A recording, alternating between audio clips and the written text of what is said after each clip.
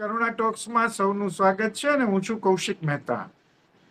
આપણે જીવન કેમ જીવવું એની ટિપ્સ લેવા માટે બહુ દૂર જવાની જરૂર નથી. આપણા શાસ્ત્રો, આપણી સંસ્કૃતિમાં આ બધું સદીઓથી આપણને શીખ આપતું આવે છે. એટલી બધી આપણી પાસે જીવનશૈલીની, આદર્શ જીવનશૈલીની વિચારો અને એનો અમલ કઈ રીતે કરવો એની પૂરી ગાઈડ આપણી પાસે ઉપલબ્ધ છે.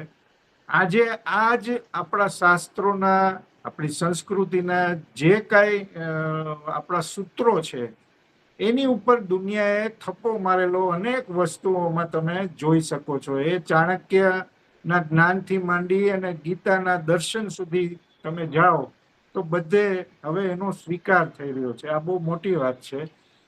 પણ કમનસીબી એ છે કે આપણે આ ભારતીય સંસ્કૃતિનો અમલ જીવનમાં કરવામાં થોડા પાછા પડીએ છીએ અને એનાથી કેટલીક સમસ્યાઓ ઊભી થઈ છે, ભારતમાં જ નહીં પણ વિશ્વ આખામાં.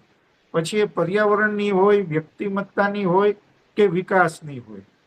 જ્યાં સુધી આપણી જીવનશૈલી આદર્શ નહીં આપણે બનાવીએ ત્યાં સુધી આવી બધી સમસ્યાઓનો આપણે સામનો કરતા રહેવું પડશે. આ સામનો ન કરવો પડે અને ભારતીય સંસ્કૃતિ તરફ આપણે પાછા વળવાનો પ્રયત્ન કરીએ તો ઘણો બધો સુધાર આવી શકે છે. અને આ જ દિશામાં કામ કરી રહ્યા છે આણંદના નાયબ મામલતદાર ચૈતન્યભાઈ સંઘાણી. બહુ યુવાન અધિકારી છે. એક અધિકારી એમની જવાબદારી, સરકારી જવાબદારી ઉપરાંત શું કરી શકે એમનું પ્રમાણ છે ચૈતન્યભાઈ સંઘાણી.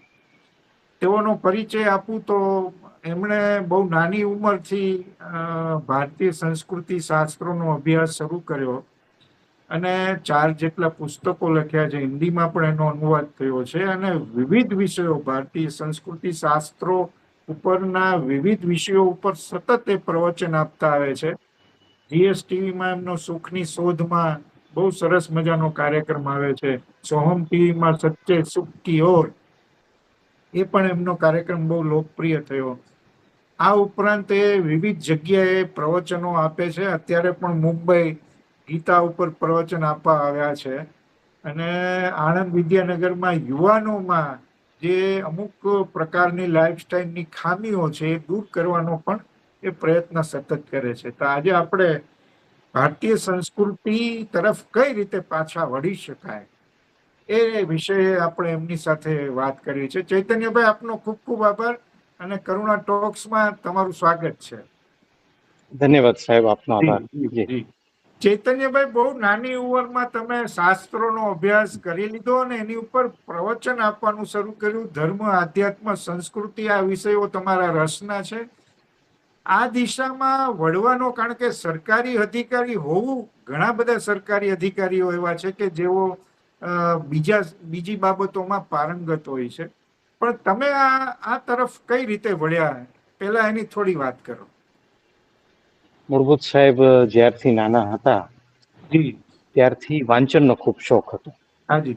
મને ખ્યાલ છે 9મા ધોરણમાં મેં એક સંતનું જીવન ચરિત્ર વાંચ્યું અને ત્યાર પછી હું નિરંતર ક્ષણે ક્ષણ એ જીવન ચરિત્રના વિચારમાં જ રહ્યો.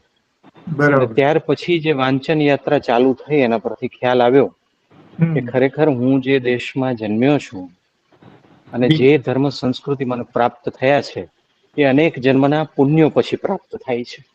એવી પાક્કી ખબર પડી ગઈ ને એમ પણ ખબર પડી કે ખરેખર આ પાપ પુણ્ય, આ કર્મનો સિદ્ધાંત, આ પુનર્જન્મનો સિદ્ધાંત એ કોઈ માત્ર સાવ કોરા માની લીધેલા માન્યતાવાળા સિદ્ધાંતો નથી, પણ એ સનાતન સત્યો છે. એવા સનાતન સત્યો છે કે જેના વિશે માનવા ન માનવાથી એ ફેર પડી જાય એવા નથી. ગુરુત્વાકર્ષણ બળ ઉપર હું ન માનતો હોઉં તો એનાથી એ મારા પર લાગુ થવાનું બંધ નહીં થાય. હું ગુરુત્વાકર્ષણ બળ વિશે નહીં જાણતો હોઉં તો એ મારા પર લાગુ થવાનું બંધ નહીં થાય. એમ જેમ જેમ આ સિદ્ધાંતો વિશે ખબર પડી, જીવનના રહસ્યો વિશે ખબર પડી, અને હું ભારતીય છું માટે ભારતીય સંસ્કૃતિની પ્રશંસા કરું કે અધ્યાત્મની પ્રશંસા કરું, વાત એમ નથી. પણ ખરેખર અહીંયા એક ઉત્તમ જીવનશૈલી, શાંત જીવનથી લઈને વ્યક્તિ સ્વયં બ્રહ્મ બની શકે તેવું જ્ઞાન અનેક જગ્યાએ અનેક રીતે આપવામાં આવ્યું છે. અને આ મળ્યું એ મૂળભૂત રીતે વાંચનથી શરૂ થયું અને ત્યારબાદ પ્રભુ કૃપાએ, ગુરુ કૃપાએ, સંતોની કૃપાએ સાધનામાં પરિણમ્યું અને જોયું કે આ બધું જે લખ્યું છે તે ખરેખર સાચું છે, તે માત્ર પ્રથમ પ્રયાસે શ્રદ્ધાથી માનવાનું હોય છે, પણ જો લગાતાર પ્રયાસ કરીએ તો તેનું દર્શન પણ થતું હોય છે. બહુ સરસ, બહુ સરસ. પણ ચૈતન્યભાઈ, આપણે ભારતીય જીવનશૈલીની વાત કરીએ છીએ, ભારતીય સંસ્કૃતિ મુજબની જીવનશૈલીની વાત કરીએ. આજે જીવનશૈલીની આખી દુનિયામાં ચર્ચા છે. કઈ પદ્ધતિએ જીવવું, કઈ પદ્ધતિએ ખાવું પીવું, કઈ પદ્ધતિએ રહેણી કરણી તમારી હોવી જોઈએ, આ દરેક વિષયો ઉપર બહુ ચર્ચા ચાલે છે ને. જુદી જુદી ઘણી બધી પદ્ધતિઓના પ્રયોગો ચાલે છે, કેટલીક સફળ, કેટલીક નિષ્ફળ, કેટલાકના સારા પરિણામો. પણ મને લાગે છે કે દરેક જીવન પદ્ધતિનો છેડો છે ભારતીય સંસ્કૃતિ અથવા શાસ્ત્રો સુધી આવે છે, ક્યાંક ને ક્યાંકથી. જી તમારું ચોક્કસપણે. તમારું શું માનવું છે કે આપણે ક્યાં ચૂકી ગયા છીએ, અથવા તો વિશ્વમાં ચૂક ક્યાં થઈ છે? આપણે આ મુખ્ય પાટા ઉપરથી આડે પાટે કેમ ચડી ગયા છીએ? જે વ્યક્તિ પોતે નાનપણથી સોનાના મહેલમાં રહેતો હોય અને જી, એને સોનાનું જ ગામ જોયું હોય, એને સોનું જોઈને આશ્ચર્ય નથી થતું. બરાબર. એ જ્યારે જગતને જાણે ત્યારે ખબર પડે કે ઓહો, જગત તો માટીના ઢેફાથી બન્યું છે અને હું તો સોનાના મહેલમાં રહું છું. જી, મૂળભૂત રીતે આ જે સિદ્ધાંતો આપણને નાનપણથી મળ્યા, જન્મથી મળ્યા, દરેક ભારતીયને મળ્યા. ધર્મ સંપ્રદાયથી ઉપર ઉઠીને હું વાત કરું છું. જી, બધાનું જી. લોહીનો રંગ લાલ છે, બધાની અંદર એ દિવ્ય ચૈતન્ય સુષુપ્ત અવસ્થામાં છે, જેને કોઈ આત્મા કહે છે, કોઈ આમ કહે છે. પરંતુ આપણી સૌથી મોટી મૂર્ખામી એમ રહી, અથવા તો આપણી સૌથી મોટી ખામી એમ રહી, કે આપણે થોડા છેલ્લા વર્ષોમાં ગુલામીને માત્ર બહારથી નહીં, અંદરથી પણ આપણે હાવી થવા દીધી. બહુ સાચી સ્વામી વાત. વિવેકાનંદ 1893 11 સપ્ટેમ્બરે વિશ્વ ધર્મ પરિષદમાં જ્યારે અસાધારણ પ્રવચન કરે છે, ત્યારે તેમની પાછળ મહાનતાનો થપ્પો લાગે છે. એ તો પહેલા પણ ભારતમાં ફરતા હતા, સાધના કરતા હતા, લોકોને ઉપદેશ આપતા હતા. પણ ભારતીયો બરાબર. જ ત્યાર પછી એમના તરફ વધુ આકર્ષિત થાય છે. તો ક્યાંક આપણી અંદર એ માનસિકતા રહેલી છે.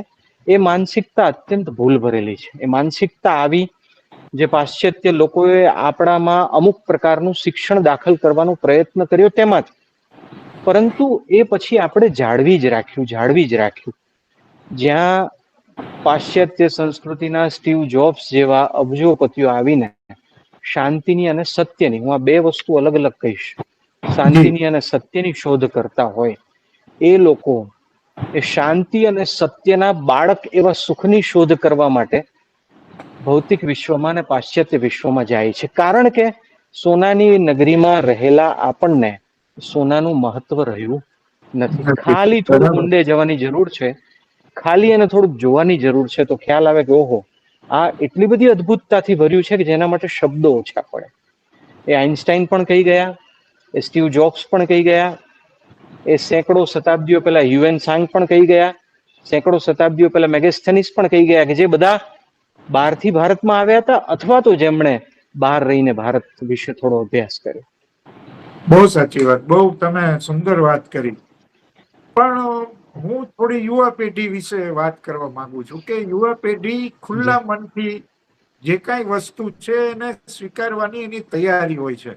એ સાચું કે ખોટું હોય એ પછી એક જુદો પ્રશ્ન છે.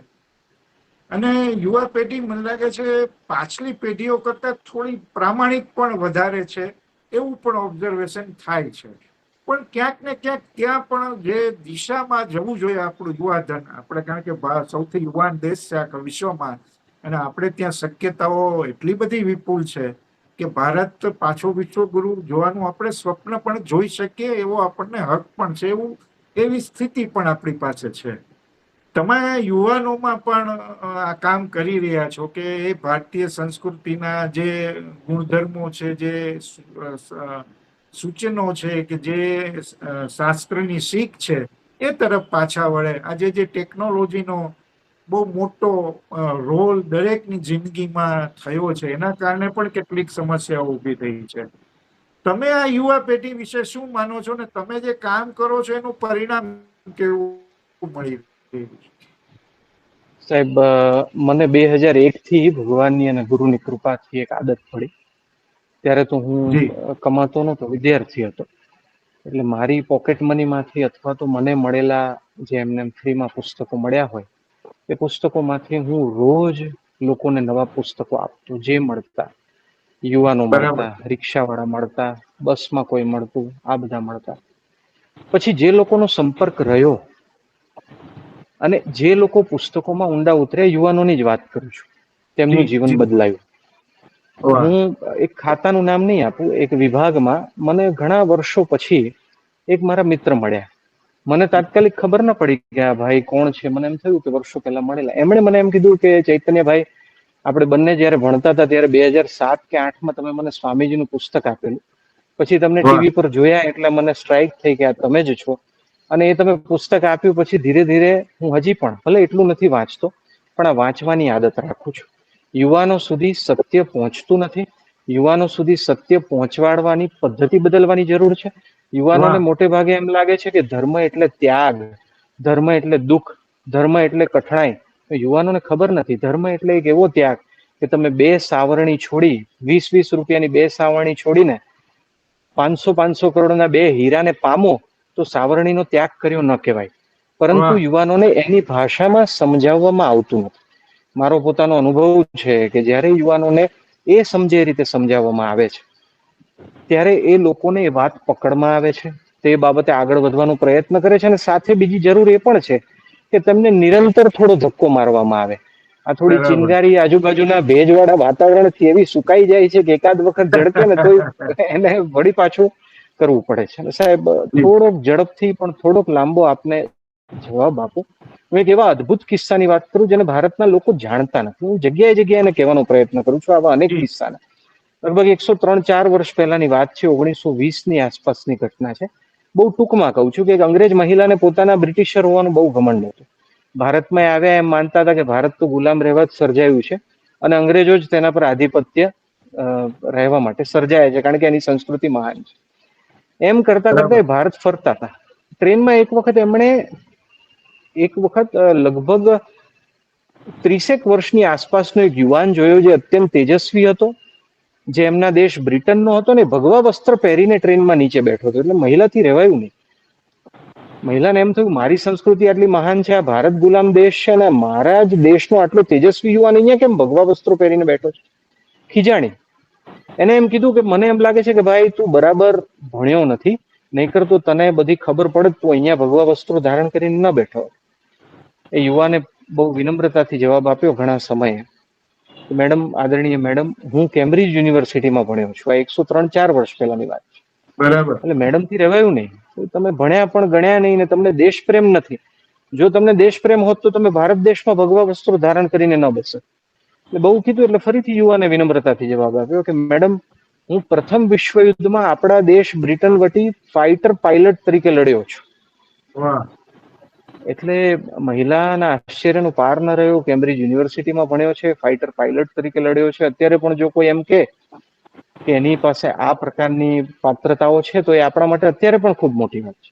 તો મહિલાએ કીધું તો તને ભારતમાં એવું શું મળી ગયું કે બધું છોડીને અહીંયા તું નીચે ભારતમાં સાધુ થઈને બેઠો છું, ભગવા વસ્ત્રો ધારણ કરીને બેઠો છું? એને એમ કીધું ભારતમાંથી એક એવી વસ્તુ મળી જે મને બીજે ક્યાંયથી ન મળી. મહિલા કે શું વસ્તુ, શું મને કહે?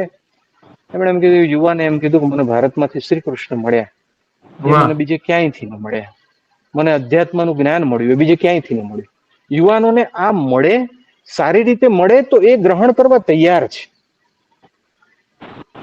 યુવાનો પ્રયત્ન કરે તો થાય, પરંતુ યુવાનો આંધળી દોટ મૂકે છે અને એ પ્રયત્નમાં એ કાચા રહી જાય છે કે ભાઈ જે જગ્યાએ મને પોકારીને કહેવામાં આવે છે કે અહીંયા કંઈક અદ્ભુત છે, લાવ હું ત્યાં પણ નજર નાખું. એ મહાન યોગીનું નામ વાહ. હતું યોગી કૃષ્ણ પ્રેમ.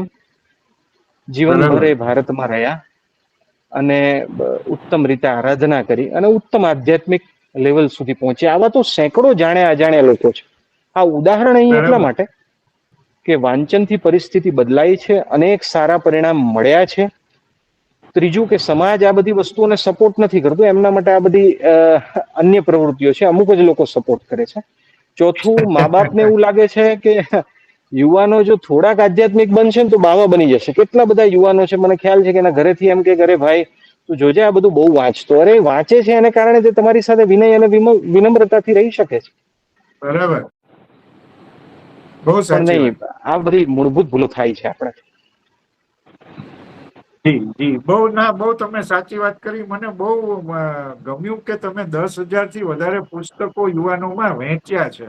આ બહુ મોટી જી વાત છે. વાંચન વૃત્તિમાં જે ઘટાડો છે ટેકનોલોજીના કારણે પણ છે, એ સ્થિતિમાં તમે પુસ્તકો યુવાનો સુધી પહોંચે ને એ વાંચતા થાય, એ બહુ મહત્વનું છે. પણ ચૈતન્યભાઈ, મને તમારી પાસેથી એ પણ અપેક્ષિત છે કે આજે જે ટેકનોલોજીની જીવનમાં ભૂમિકા છે, એનાથી એના સારા પાસા પણ ઘણા છે, પણ એના દુષ્પરિણામો પણ એટલા જ છે. આ બહુ યુવા પેઢીને સ્પર્શતો બહુ મોટો પ્રશ્ન છે. આમાંથી મુક્ત થવા માટે શું કઈ રીતે આગળ વધવું જોઈએ? સાહેબ, આ ખૂબ જ મોટો પ્રશ્ન છે, અને આપને એકદમ નગ્ન સત્ય કહું તો એ માત્ર યુવા પેઢીનો નહીં, બધાનો પ્રશ્ન છે. બરાબર. અનેક જન્મોને કારણે આપણામાં જે અમુક ઇન્દ્રિય ગ્રમ્ય આદતો પડી છે, તેને જી સંયમથી દૂર નહીં કરાય ત્યાં સુધી આપણે અત્યંત ઉચ્ચ આધ્યાત્મિક દશા સુધી નહીં પહોંચી શકીએ. અને આપણા બધાની આ યાત્રા છે. પરંતુ અત્યારે જે આધુનિક રીતે મોબાઈલમાં, મૂળભૂત રીતે ઇન્ટરનેટથી, મોબાઈલમાં હોય, કોમ્પ્યુટરમાં હોય, કે અત્યારે પેલા સ્માર્ટ જી ટીવીમાં જે જી પીરસવામાં આવે છે, તે મહા ઘાતક છે. એ અણુબોમ્બ કરતા પણ વધારે ઘાતક છે.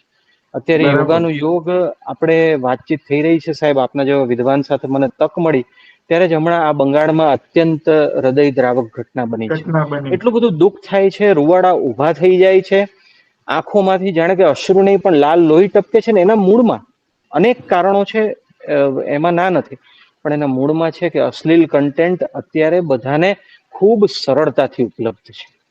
ખૂબ સરળતાથી ઉપલબ્ધ છે. મહારાષ્ટ્રના બદલાપુરમાં તો બાળકી સાથે થયું દુષ્કર્મ. એટલે આ એ વાત તમારી બહુ ગંભીર છે. આ બહુ મુદ્દો. અત્યારે અત્યારે સાહેબ આ વાત થાય છે ને તો ખરેખર રૂવાડા ઊભા થઈ જાય છે. અને જી જી જી.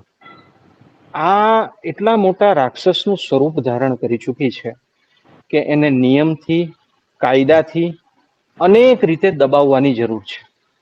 વિશ્વ પણ, આ માત્ર ભારતને, વિશ્વ તદ્દન ખરાબ અને ખોટા માર્ગે છે. નગ્નતા અને અશ્લીલતાને કળા સાથે સરખાવવામાં આવે, નગ્નતા અને અશ્લીલતાને પોતાના અધિકાર સાથે સરખાવવામાં આવે, નગ્નતા અને અશ્લીલતાને અમુક પ્રકારની સંસ્કૃતિ સાથે સરખાવવામાં આવે, એને કારણે નખોદ વળ્યું છે. કદાચ આતંકવાદ, કદાચ બે દેશો વચ્ચેના યુદ્ધ આ વિશ્વનું જેટલું નખોદ નહીં વાળી શકે, એટલું કદાચ આ વાળી શકે એવી મારી માન્યતા છે. એટલે ઘણી બધી સંસ્થાઓ, એ મને અત્યારે તો બધાના નામ યાદ નથી, સંસ્થાઓ, વ્યક્તિઓ, સ્વચ્છ સાયબર ભારત, સેવ કલ્ચર, સેવ ઇન્ડિયા ફાઉન્ડેશન, ઘણી જી બધી જી જી. સંસ્થાઓ આના માટે પ્રયત્ન કરી રહી ઉદયભાઈ છે. શરૂ કર્યું છે. જી જી. અને અનેક મહાનુભાવો આની પાછળ લાગેલા છે કે કેમ કરીને અટકે. મને ખ્યાલ છે મારી સાથે અભ્યાસ કરતા હોય, મારી સાથે અનેક ધાર્મિક પ્રક્રિયામાં વિદ્યાર્થી કાળમાં સંકળાયેલા હોય એવા અનેક મિત્રો આની સાથે સંકળાયેલા છે. એનું મૂળ કે ખરેખર આના ઉપર નિયંત્રણ આવવું જ જોઈએ. જો નહીં આવે સાહેબ, તો જી. તત્વજ્ઞાન પણ લોકોને સુલભ થશે, તો પણ લોકોની વૃત્તિ પર નિયંત્રણ નહીં આવે. બહુ સાચી અને વાત. જ્યારે વ્યક્તિ કામાંધ થાય છે, ત્યારે કદાચ બાજુમાં ઈશ્વર ઉભા હોય તો પણ એની મહત્તાને ઓળખી નથી શકતા. બરાબર. આના પર જેટલું પણ સાહેબ કહીએ એટલું ઓછું છે. પણ ખાસ નિયમથી, ખાસ અલગ અલગ સમાજના પોતાના અન્ય પ્રયાસો દ્વારા, મા બાપના વિશેષ પ્રયાસો દ્વારા, યુવાનોએ પોતે સમજીને અનેક રીતે આના પર દાબ લાવવાની જરૂર છે. આ એક લાંબો વિષય છે, લાંબો વિષય છે. અને આના વિશે સત્ય એમ છે કે આપણે બધા જ જાણીએ છીએ. એવું નથી કે આ કોઈ રહસ્ય આપણે ઉજાગર કરીએ છીએ અહીંયા. ના, આપણે બધા જ જાણીએ છીએ. પણ નિયંત્રણ સામૂહિક રીતે પણ નથી થયું ને વ્યક્તિગત રીતે પણ નથી થયું. બહુ સાચી વાત. બહુ સાચી વાત. તમે બહુ સરસ વાત કરી. અને દર્શકોને જણાવું કે ગુજરાતના સાંસ્કૃતિક યોદ્ધા તરીકે ચૈતન્યભાઈ નું સન્માન મુખ્યમંત્રીના હસ્તે થોડા સમય પહેલા જ થયું હતું. એ પણ ગૌરવનો વિષય છે. પણ સાહેબ, આજે જેમ તમે કહ્યું તેમ ઓટીટી પ્લેટફોર્મ થી માંડી અશ્લીલતા ને એનો બધો માહોલ એટલો બધો બનેલો છે. આપણી ફિલ્મો, ટીવી સિરિયલો બધામાં અશ્લીલતા સાથે જે રીતે વિષયો ઉપર ટિપ્પણી થાય છે, જે રીતે દર્શાવવામાં આવે છે પાત્રોને, એ પણ ઘણું બધું ભયાનક સ્તરે પહોંચ્યું છે. અને એની સામે સાહેબ એટલા ધાર્મિક પુરુષો, એટલા જ મોટિવેશનલ સ્પીકર, એટલા જ તત્વજ્ઞાનીઓ પણ એટલી સંખ્યામાં એટલા બધા પ્રમાણમાં આપણી આસપાસ છે, પ્રવચનો થાય છે, ઘણું બધું થાય છે. તમે 2 કાર્યક્રમો સરસ કરી રહ્યા છો, સુખની શોધમાં અને સચ્ચે સુખ કી ઓર. તમારો અનુભવ કેવો રહ્યો છે? કારણ કે આમાં કઈ પ્રકારે કઈ વસ્તુને સામે મૂકવામાં આવે છે સૌથી મહત્વનું હોય છે.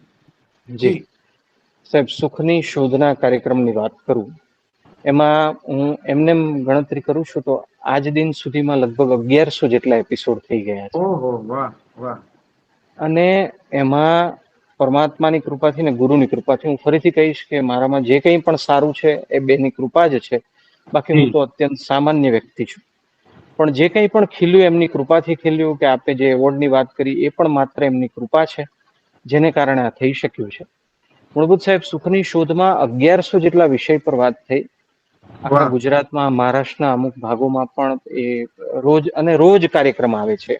આ શ્રાવણ મહિના પૂરતું હાલ એ બંધ છે, પછી એ રોજ સવાર સાંજ આવે છે.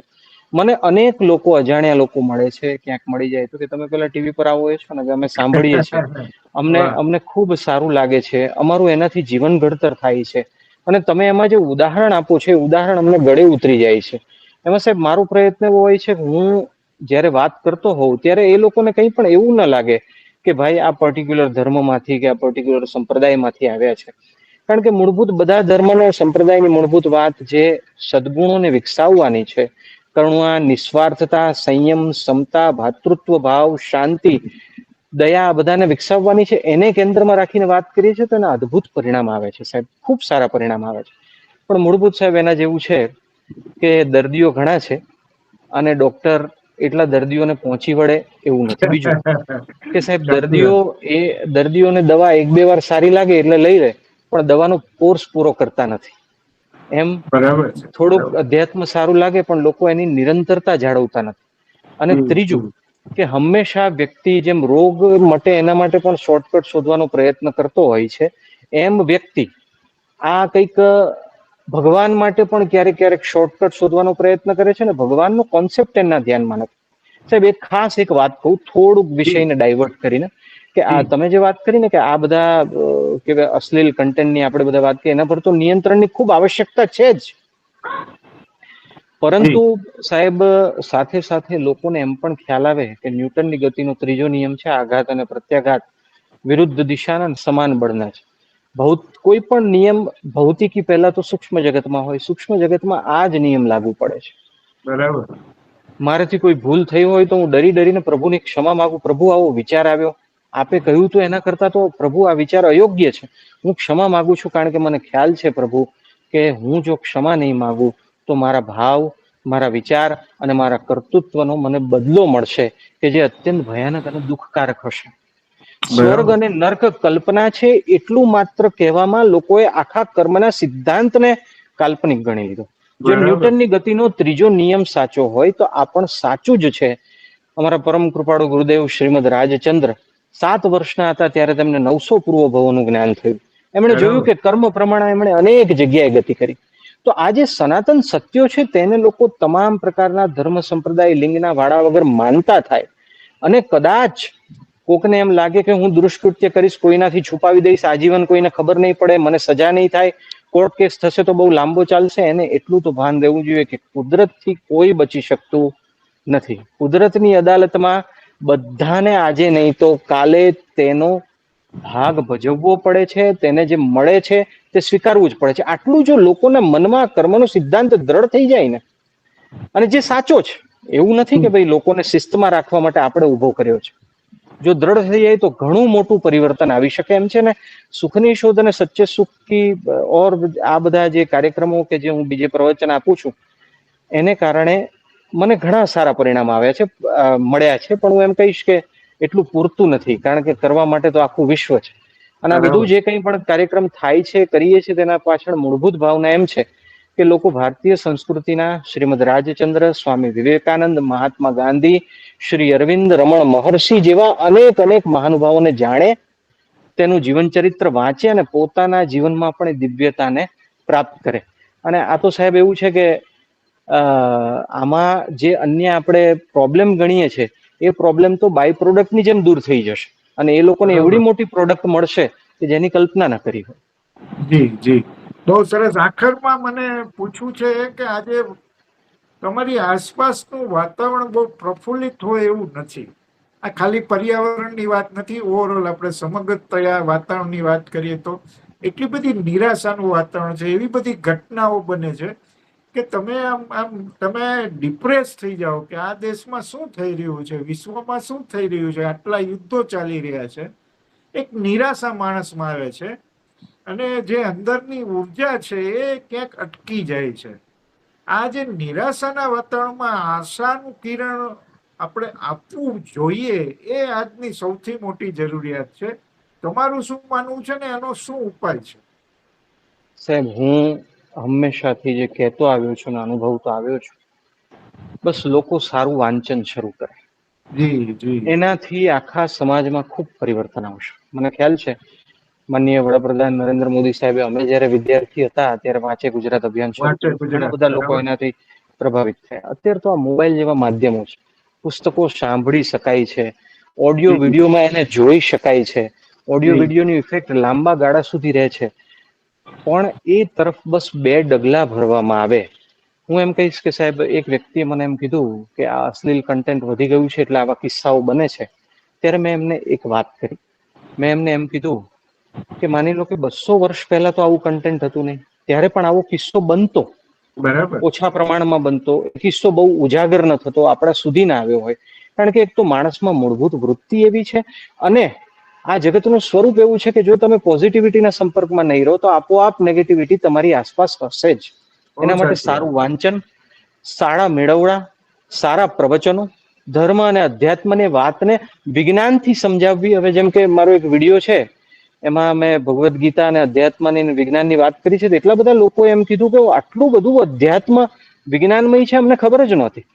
જ્યારે બરાબર. પ્રથમ અણુબોમ્બ ટેસ્ટિંગ માટે ફોડવામાં આવ્યો ત્યારે એના મુખ્ય વૈજ્ઞાનિક ઓપન હાઇમરને એમણે પોતે જી કહેલું છે કે ભગવદ્ ગીતાનો શ્લોક યાદ આવ્યો હતો ને એનો અર્થ હતો કે સર્વનો નાશ કરનાર કાળ, મહાકાળ પણ હું જ છું.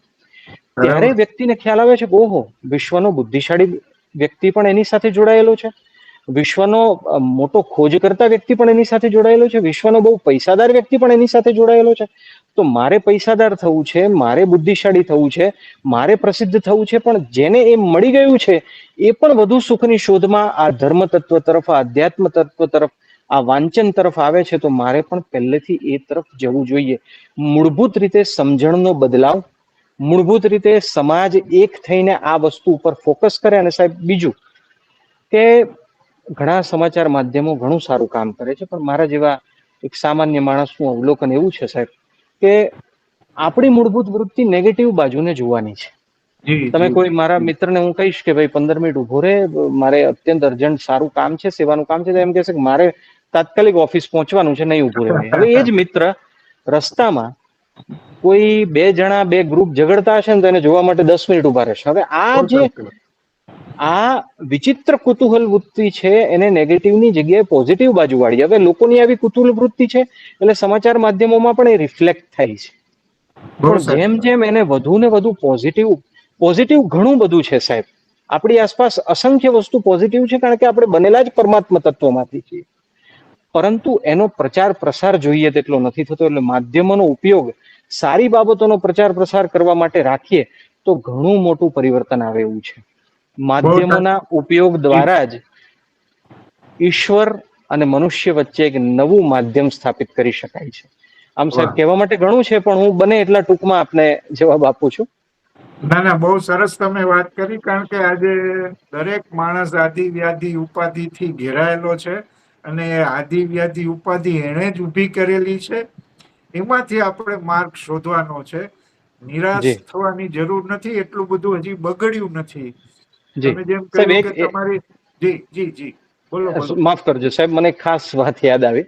જી સાહેબ, મેં મારા કાર્યક્રમનું નામ સુખની શોધમાં આપ્યું, સચ્ચે સુખ કી ઓર આપ્યું. મારા 4 માંથી 3 પુસ્તકોમાં સુખ ટાઇટલ આવે છે, કારણ કે આપણી મૂળભૂત વૃત્તિ સુખની પાછળ ભાગવાની છે. બરાબર. અને આ બરાબર. ટાઇટલ આપવા પાછળ અને એ લોકો સામે ઉજાગર થવા પાછળ કારણે જ સેંકડો લોકો એની સાથે જોડાયા. હું કહીશ કે પ્રભુ કૃપાથી લાખો લોકો જોડાયા. તો એમને ખ્યાલ આવી કે અમે સુખ શોધીએ છીએ, એટલે આ ભાઈ સુખની જ વાત કરે છે.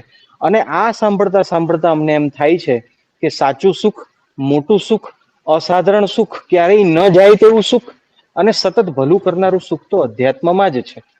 એટલે લોકો જેની પાછળ પડ્યા છે એના કરતા પણ મોટું એમને આમાંથી મળશે જ્યારે એમને ખ્યાલ આવી જશે, ત્યારે સહજ રીતે જેમ ઢાળ પરથી દડો પડે ને એમ સહજ રીતે લોકો એ ઉત્તમ માર્ગ તરફ આગળ વધતા જશે. આપને વચ્ચે રોક્યા એના માટે ક્ષમા કરજો. ના ના, બહુ સરસ તમે વાત કરી. એટલે મારું એ જ કહેવાનું છે કે એટલું બધું નિરાશ થઈ જવાની જરૂર નથી. આપણી આજુબાજુ જેમ ખરાબ બને છે એમ સારું પણ બને છે. આપણે દ્રષ્ટિ બદલવી પડશે, થોડા ચશ્માના નંબર બદલવા પડશે, તો પછી ચિત્ર થોડું સ્પષ્ટ થવા લાગશે. અને જી દુનિયાભરમાં આ સ્થિતિ છે, ખાલી ભારતમાં છે કે ખાલી આ દેશમાં છે એવું નથી. બધે આ સ્થિતિ ઓછા વત્તા અંશે બનેલી છે. પણ જી એનો માર્ગ છે ભારતીય સંસ્કૃતિ અને શાસ્ત્રોમાં સદીઓથી આપણી સમક્ષ રજૂ થયેલો છે. જી સવાલ માત્ર એ જ ત્યાં સુધી આપણે પહોંચવાની વાત છે. જેમ તમે કહ્યું એમ થોડું જી એમાં તમે નજર માનશો, થોડું વાંચશો, તો જી મને લાગે છે કે એ રસ્તો ખુલવા લાગશે. જે દરવાજાઓ બંધ છે એ ખુલવા લાગશે. અને આપણે જી જો ભારતીય સંસ્કૃતિને શાસ્ત્રોની જીવન પદ્ધતિ તરફ એના એ માર્ગ ઉપર થોડું જીવવાનો પ્રયત્ન કરીએ તો પણ ઘણો મોટો બદલાવ આવી શકે એમ છે. જી ચૈતન્યભાઈ, જી તમે અમારી સાથે જોડાયા ને બહુ મજાની વાતો કરી. મને લાગે છે આપણે હવે વારંવાર મળશું અને જુદા જી જુદા વિષયો ઉપર વાત કરશું. પર્યુષણ પર્વ પણ આવે છે, એમાં પણ જી તમારો લાભ લેશું. કારણ કે જૈન જી સિદ્ધાંતો છે એ પણ જી જીવનના દરેક પાસાને બહુ સરસ રીતે સ્પર્શે છે. અને જી એક જી જીવન શૈલી પણ છે. એટલે જી એના પર પણ જી ક્યારેક વાત કરશું. તમે અમારી મારું સાથે સાહેબ જોડાયા. સદભાગ્ય છે કે આપની સાથે હું જોડાઈ શક્યો. આપ જી જી જેવા જી. અનુભવી વિદ્વાન, આવા મોટા વ્યક્તિ કે જેમણે જીવન બહુ ઉત્કૃષ્ટ રીતે વિતાવ્યું છે, અરે એમની સાથે બાપરે. વાત કરવાની તક મળી. અમે તો આપ સૌ વડીલો પાસે સાહેબ એવી અપેક્ષા રાખીએ છીએ કે આપ સૌ આપના આશીર્વાદ અને અનુભવોનો ધોધ આ વિશ્વ પર વરસાવતા રહો. કારણ કે ખૂબ તાતી જરૂર છે અંદરની શક્તિને પોઝિટિવ માર્ગ તરફ વાળવા માટે. બાપરે, તમે મારા એટલા બધા વખાણ કર્યા, મને ડાયાબિટીસ થઈ જશે. જી જી ના, પણ બહુ મજા આવી ચૈતન્યભાઈ તમારી સાથે વાત કરીને. અને આવી રીતે જુદા જુદા વિષય સમયાંતરે આપણે વાત જી કરતા રહીશું. જી તમારો ખૂબ જરૂર ખૂબ સાહેબ. આભાર. Thank you. ધન્યવાદ સાહેબ. ધન્યવાદ. ધન્યવાદ.